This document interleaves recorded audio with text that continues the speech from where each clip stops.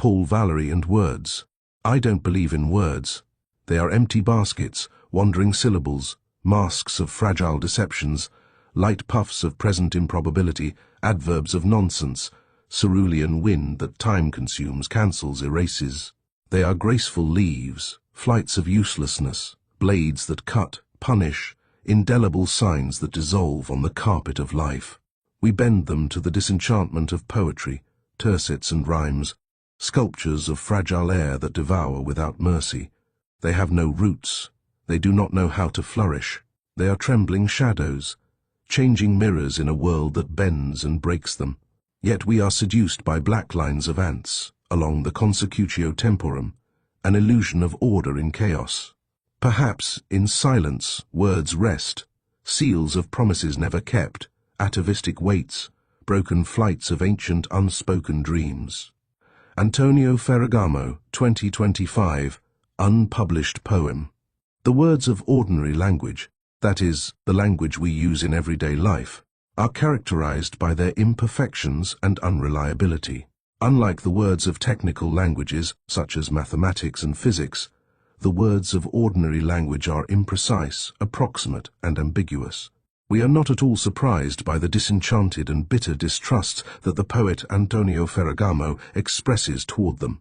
How can we not blame them, in fact, for the betrayals they perpetrate and for the dishonest ends to which they lend themselves? How can we not criticize them for the falsehoods they transmit? How can we not recognize the uselessness that so often characterizes them? How can we not distrust these changing mirrors for their innate propensity for semantic adultery, for giving themselves to the highest bidder, for the most shameless, sinister, and reprehensible opportunism? And again, how can we not fear them for the incurable wounds they inflict, for the irreparable harm they cause, for the indelible shame they cast? The words of ordinary language can be weapons, blades that cut, but they can also heal us, console us, caress us, make us smile. They can slow us down, inhibit us, but they can also incite us, spur us on, encourage us. They can overflow with meaning, but they can also be empty baskets. And yet, despite all these imperfections, despite their intrinsic ambiguity and unreliability, despite our full awareness of all this, they seduce us. They seduce us with the order they seem to impose on chaos, with the illusions they promise, with their grace and lightness. Among the professionals of the word, those who have made words their instrument and field of work, the French writer Paul Valéry, 1871 to 1945, was certainly one of the most skeptical about their use in ordinary language.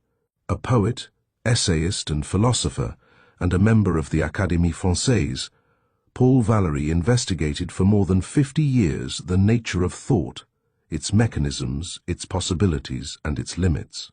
He entrusted most of his reflections, spanning literature, philosophy, psychology, linguistics, religion, and mathematics, to his Cahiers, a monumental work of more than 26,000 pages that he composed daily from 1894 to 1945. According to Valéry, language in its most general sense and in all its forms is the privileged instrument for expressing thought. In the Cahiers, Valéry states very clearly that thought without language is nothing. Thinking and expressing one's thoughts are difficult to discern. There is no clear separation. Between thinking and expressing one's thoughts, there is only a nuance of language. Language is the universe of thought. Language is the privileged instrument for expressing thought, first, because it gives life to the mind, which is the main seat of thought. Valéry says, language has made almost everything, and among other things, it has made the mind. Language is in fact an instrument of the mind regarding the mind. It gives the mind the means to make itself present to itself and to operate on itself. This reflective operation, which the mind carries out on itself, begins in early childhood and is concretized in thought. The infant plays with language as with his limbs. He speaks to himself, and this is the beginning of thought. Thinking, therefore, is communicating with oneself. Valéry compares the mind's operation through language to an act of self-palpation. Thanks to the whispered words heard internally, I explore my thoughts, my possessions, my possibilities. I travel through myself word by word, and without them, nothing would be clear internally. They are thousands of probes involved in billions of experiences. like the nervous system of a nervous system. Through this operation, language makes the individual a thinking being who tends to live more in the expression of things than in things themselves. Second, language is the privileged instrument for expressing thought because it gives thought a specific form. Valéry says that organized thought exists only through language. It consists of a perpetual exchange between thing, idea of thing, and synact.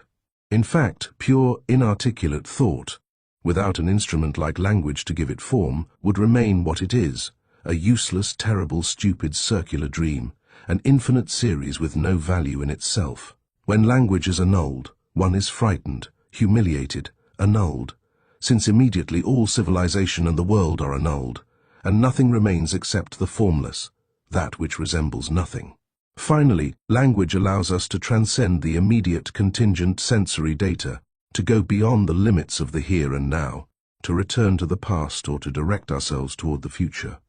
Only language allows man to escape being limited to the perception of present objects and the immediate reactions they provoke. Despite its usefulness as a means of expressing thought, ordinary language, when used in its daily, non-technical form, unlike mathematics, physics and other sciences, proves for Valéry to be an unreliable instrument.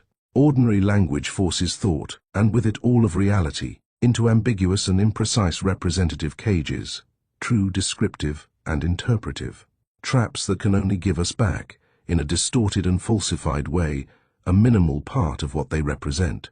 Valéry says, "What makes almost everything obscure is language, because it forces us to fix and generalize without our wanting to." There are various ways in which ordinary language exercises its distorting power. Here are some of the examples Valéry offers. Language establishes a beginning and an end where none exists in reality. The problem of language consists in representing a relatively continuous series with sets of finite elements, and vice versa.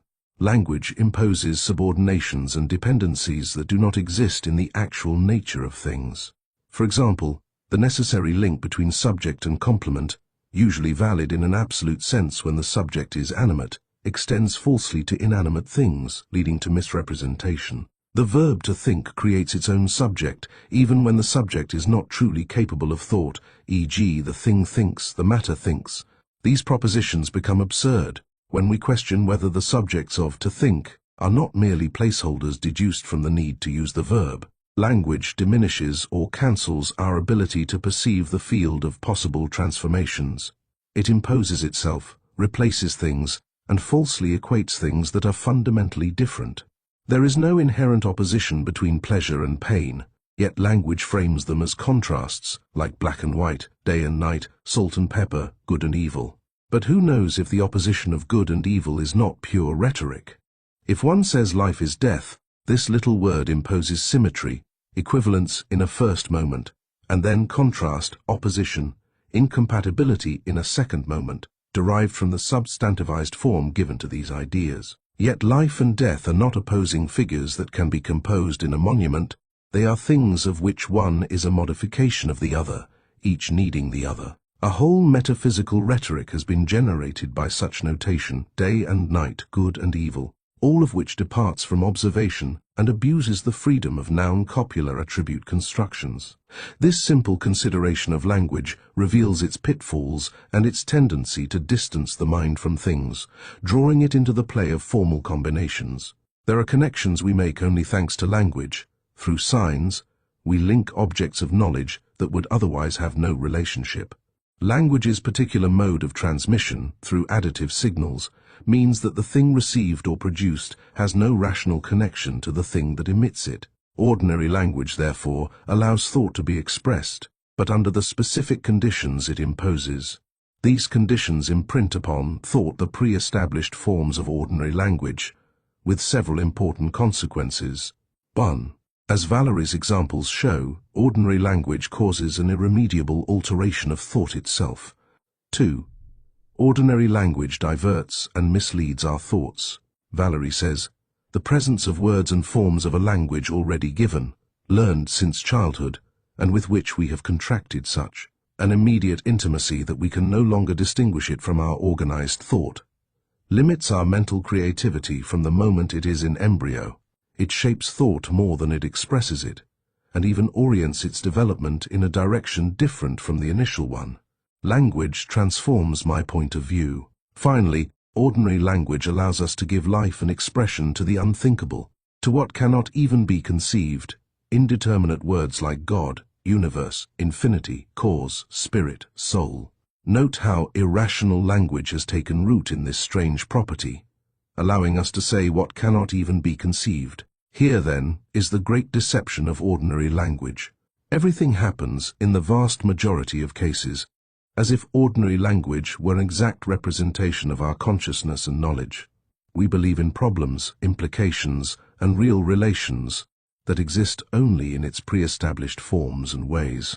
Unfortunately, ordinary language does not coincide at all with the real means of our thought. It neither divides nor composes thought with precision. This is why the sciences create their own languages, always referring to observations and sensible operations that can be described precisely by common language. Where does the unreliable precision and approximation of ordinary language come from? In a moment of discouragement, Valéry laconically notes, language has never seen thought.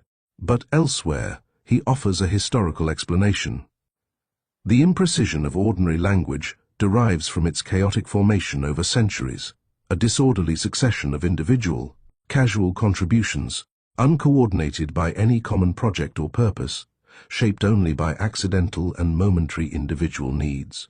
Valéry says, language is a mixture, a very impure complex of different methods. That word was born from a certain point of view in the 10th century, another is wild.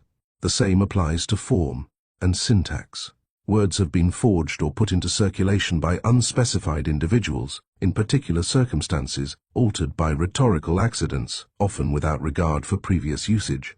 The system of words in a language is always irregular, having developed haphazardly, without perspective or non-contingent purpose. It is no surprise, then, that these systems are incomplete, with overloads, gaps, mutual overflows of meaning, and non-uniform subdivisions of knowledge. Certain oppositions and symmetries are missing. Often, one is tempted to look for a difference between two terms that seem interchangeable, almost synonymous, and one ends up inventing rather than discovering this difference. Usage then adopts the invented solution. But it is overlooked that language is made of creations from different eras, independent of one another, and that no single well-distributed functions or built vocabulary in an orderly, methodical way. Thus, two words may have been introduced separately, each in its own context, and the idea of a difference between them is an illusion of someone who assumes they were formed simultaneously and systematically. In reality, there is no more difference between these words than between two things never meant to meet. These reflections lead Valéry to several conclusions. 1. The statistical nature of ordinary language. Language is a statistical set. Laws are only observations. A syntax rule is only a probability. This insight is confirmed by modern AI systems, which use ordinary language based on word sequence probabilities. 2. Language inoculates society into thought. The use of ordinary language inevitably introduces into our thinking the mass of otherness, unknown or known. That language has forged through its trades, expediencies, intrigues, superficialities, lies, and needs to obtain, seduce, or intimidate. You awaken, O my thought, completely performed by who knows whom, and in my heart I find only others. 3. Language shapes the self. Our personality is molded by language, which is inseparable from society, from groping relationships, factual exchanges, and mimic contagions among similar and dissimilar people. I do not know what my thinking would have been if raised in China, educated in Chinese. What remains of me after this training? What does it deny me the tools to respond to? What does it make me respond to without my even suspecting another way? Like the neo-positivists of the Vienna Circle, Valéry felt the need to construct a pure language, free from imprecision. He envisioned an artificial, pure language, analogous to Cartesian geometry in relation to Greek geometry. Literature, he argued, has always engaged in this exercise. Ordinary language is constitutionally impure, Refined literature attempts to construct, almost unknowingly, a general pure language, just as the sciences construct their particular pure languages. Pure here means preceded by explicit conventions and constructed according to a defined point of view. Valéry's reflections on the flaws of ordinary language, its imprecision, unreliability, and ambiguity, stand in stark contrast to its evident utility in daily life. Despite its limitations, ordinary language enables social life, practical affairs, and cross-linguistic understanding. Valéry does not deny this utility, provided we do not attribute to ordinary language properties it does not possess. Valéry says, "It is fine. It serves its function when taken or left as needed, like a tool, pliers, an auger, or a monetary instrument, sometimes like a weapon, but never like an oracle, as if it knew more than we do." However, we must not misunderstand Valéry. His warning is against the temptation, fueled by our mind's automatisms, to delegate to ordinary language the functions proper to thought itself, especially the capacity for self-observation and investigation of its own conditions. The boundary is crossed when ordinary language replaces thought entirely. We generally think in language, and it takes effort to notice this, to avoid reducing all mental development to mere linguistic expressions, to combinations bound by language's pre-existing rules. Sometimes we conclude that thinking is nothing more than talking to oneself in a certain way. At that moment, ordinary language imposes its illusions, making them seem like extensions of our thought. Common language inserts between our singularity and its knowledge an expression of strange statistical origin, inexact, imposing illusions about the scope of what we think and produce. Hence the need and the difficulty of developing a metalanguage to study the interior language of thought. Valéry asks, what is real interior language made of? It seems known, yet it is not at all. Here we touch the untranslatable. We must stop and find something that understands itself. What is ordinarily called thought is still only a language, a very particular one, whose axioms differ greatly from those of ordinary language. But where does translation begin? And what is translated? Valéry spent his life attempting to elaborate this metalanguage. In my dictionary, I have spent my life making my own definitions. Others have followed in this endeavor. However, any such attempt must begin with ordinary language, just as technical and scientific languages do. We start with ambiguous, uncertain terms, then define them. Univocally within a reference theory, as with force in physics, new terms may be coined, but their meaning derives from the theory and prior definitions. Ordinary language also offers another advantage, one Valéry may not fully embrace, its reciprocal integration with thought. Thought and language are not perfectly superimposable. Experiments show that thought can exist without language. Globally aphasic individuals, unable to produce or understand ordinary language, can still solve algebraic and logical problems and infer others' beliefs. Neurophysiology shows that geometric and proto-musical language do not engage the brain regions used for ordinary language. We often have something in mind but struggle to express it, proof that thought and language are not identical. Conversely, language can clarify thought. As E.M. Forster wrote in Aspects of the Novel, 1927, "How can I know what I think until I see what I say?" Because they are not identical, thought and language, when well governed, can compensate for each other's shortcomings, offering support and developmental possibilities neither could achieve.